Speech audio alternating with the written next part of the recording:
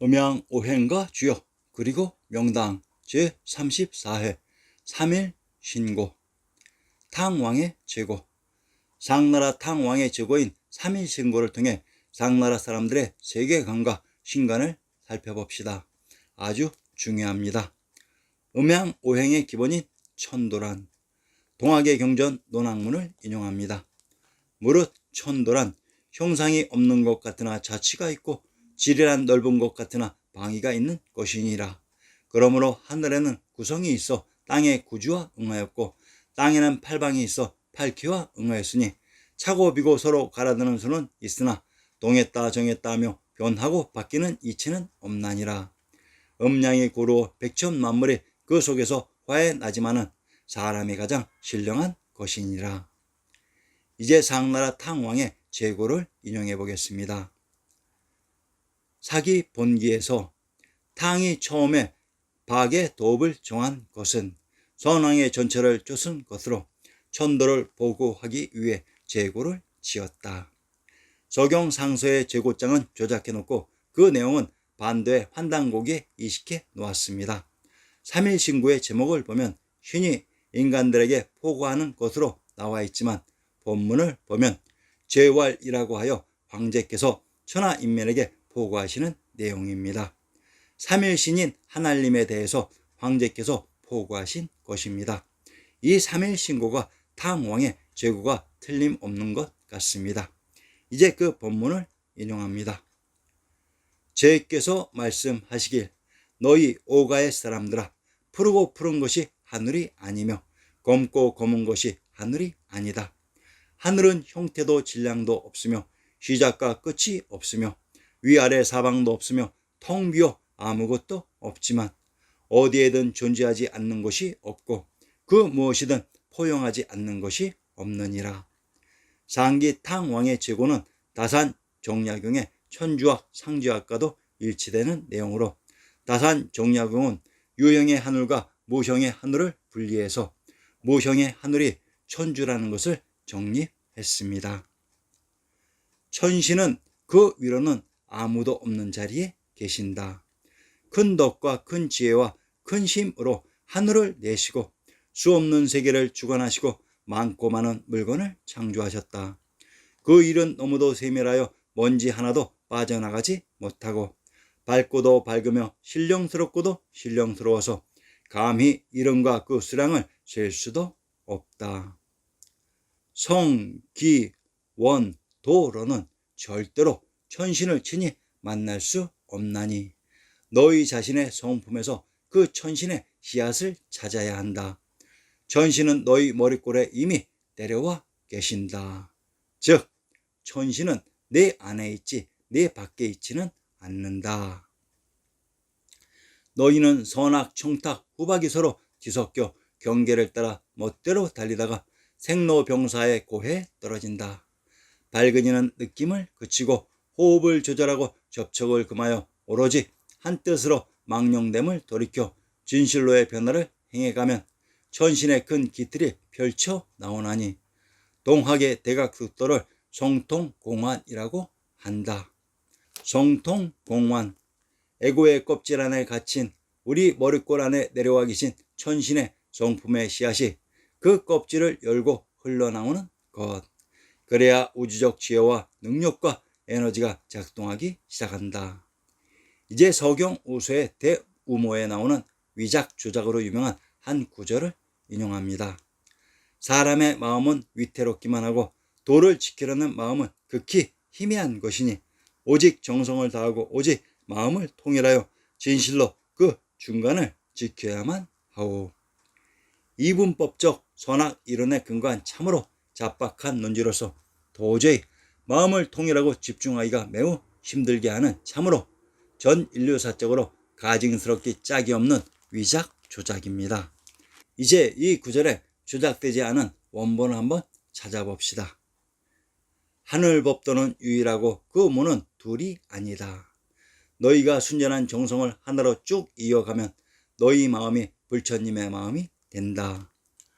하늘법도는 항이란데 사람 마음은 변하기 마련이라 자기를 미루어 자신의 마음을 불처님의 항이란 마음으로 붙잡아서 다른 사람도 그 마음을 불처님의 항일한 마음으로 붙잡도록 파급해 나가면 사람들의 마음이 조화롭게 되기도 하고 하늘 법도에 합치기도 된다.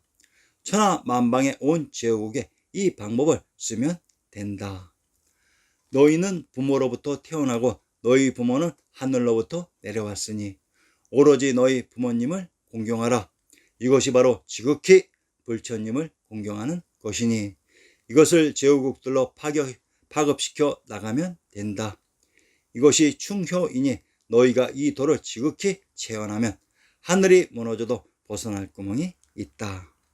충효, 안으로 유일항일의 불처님 마음에 지극정성으로 집중하고 즉 충은 중심이니 불처님의 마음에 집중하여 족중시키라는 말이다. 밖으로는 그 불처님 자체인 부모와 타인을 공경으로 모시라는 말입니다. 국가에 충성하고 부모에게 효도하라는 기왕에 우리가 알고 있었던 군부독재 시절의 그 충효와는 얼마나 그 내용이 다른가요? 소위 당군치고의 문장은 참으로 이리 간지하여 사무치는 지긋한 정성과 공경의 이치와 도리가 우리의 심중에 중심을 깨뜨려 와서 아무도 거역할 수 없는 그야말로 파워풀한 에너지로 도도하게 온천으로 넘쳐흘러 밀려오는 것이 눈으로 보이는 듯합니다. 아름다운 감동이 밀려옵니다. 이 문장들을 볼 때마다 몸과 마음의 중심이 불처님의 꼬치에 깨인 듯 부르르 떨립니다. 이쯤 되어야 온 천하가 군말 없이 승복할 것이 아니겠습니까? 과연 하늘은 무너졌습니다. 하늘이 무너져도 솟아날 구멍이 있다고 하는 이 문장도 서경에서부터 위서 한당고기에로 끼워져 조작의 진실성이나 보증서주는 구실로 추락하고 말았습니다. 그러나 위서에 꽂혀 있다고 해서 그 내용의 진실성마저 추락할 수는 없지 않습니까? 불처님의 충효의 도를 지극하게 체현한다면 하늘이 무너져도 솟아날 구멍이 있다니까요. 불처님을 지극정성으로 모시는 수밖에 없지 않겠습니까? 20여 년 이전부터 한당고기를 끊임없이 들춰보고는 도저히 믿을 수 없는 규모의 고대사를 보면서 얼마나 가슴이 설레었던가요. 대륙 조선사를 발견하고도 그 위적이 분명한 그 웅대한 조선혼의 환단고기를 포기할 수 없었던 것은 환단고기 안에 줄줄이 깨어져 있는 고경들의 존재 때문이었습니다. 환단고기를 한번 읽고 나면 얼마나 내 마음과 정신이 고양되었던가요. 이렇게 우리를 고양시키고 신령화시키는 책이 가짜일 리가 없다고 생각했지만 현재는 그것을 뛰어넘었습니다. 심지어 어떤 종교의 그 어떤 경전보다도 더 신령하고 무변강대의 정신세계를 열어준다고 자부했었고 말하자면 나의 개인 정신공부의 비밀 창고서였습니다. 지난 20년에 무너진 하늘의 발견 이후 거의 유일한 위안이요 의지처였습니다. 그런데 그것이 조작된 위서의 신뢰성을 제고시키기 위해서 점점이 끼워놓은 미끼였던 것입니다. 조계중의 마지막 대종사인 정강선사의 법제자로 인가받은 스승님께 법을 전해받고 시망을 전서받았다는 분에게서 이 환단고기와 천부경, 삼일신고, 참정개경을 통해서 공부했다는 이야기를 들은 바 있습니다. 대륙 조계중의 마지막 흔적을 이렇게 희미하게 전할 수밖에 없는 것이 안타깝습니다. 희미하게나마 100년 전까지의 대륙 불교는 원불교가 그 법통을 잇고 있었고 그것은 조작되기 이전에 원서경의 가르침이 그 적통의 중심이라는 것을 알 수 있습니다. 정광선사는 판소리창으로 법문을 하신 분으로 유명합니다. 이 기회에 법문 한 구절만 인용합니다. 한 번 듣고 언어에 문득 깨달아야 곧 너의 본성을 보느니라. 오직 내가 나를 자각하는 것이 부처님 가르침의 정수이니 오직 내가 나를 자각하는 것이 부처님의 정법인 것이다. 중앙아시아 대륙 역사의 실상을 통해서 내가 어디에서 왔는지를 바르게 자각하는 것이 부처님 정법의 조건이 될 것입니다. 견성선불 합장 재배. 그런데 해도 해도 너무한 구절들이 있습니다. 이 꽉꽉 막힌 반도에 끼워 맞춘 환단고기에 천하 만방의 온 제후국에 이 방법을 쓰면 된다와 이것을 제후국들로 파급시켜 가면 된다는 것은 과연 무슨 말인가요? 만방의 반국주 제후국과 반도의 당군이 무슨 관계가 있다고 버젓이 이런 구절들을 살려두고 있는 것일까요? 이 문장은 인류 문명 여명기에 중앙아시아 중원의 한 가운데에서 황제국을 건설하고 천하를 운영하는 사람들만이 쓸 수 있는 말이 아닌가요? 바로 서경 제1편 위서의 대우무가 아니면 이 구절이 들어갈 자리가 없지 않겠습니까? 그렇지 않겠습니까? 하늘 법도는 항일한데 사람 마음은 변하기 마련이라. 자기를 미루어 자신의 마음을 불처님의 항일한 마음으로 붙잡아서 다른 사람도 그 마음을 불처님의 항일한 마음으로 붙잡도록 파급해 나가면 사람들의 마음이 조화롭게 되기도 하고 하늘 법도에 합치도 된다. 천하 만방에 온 제후국에 이 방법을 쓰면 된다와 같이 물 흐르듯이 천하의 끝까지 그 덕화가 흘러가는 것이 자연스럽고 이치에도 맞고 풍류가 절로 일어나고 또한 간절하고 곡진합니다. 그에 대비해서 사람의 마음은 위태롭기만 하고 도를 지키려는 마음은 극히 희미한 것이니 오직 정성을 다하고 오직 마음을 통일하여 진실로 그 중정함을 지켜야만 하오라는 말은 위태하고 희미하니 정일하게 집중하라는 소위 요즘 군대 생활 표현 말로 앞서지도 말고 뒤처지지도 말라. 그 중간만 해라. 그게 최고이다.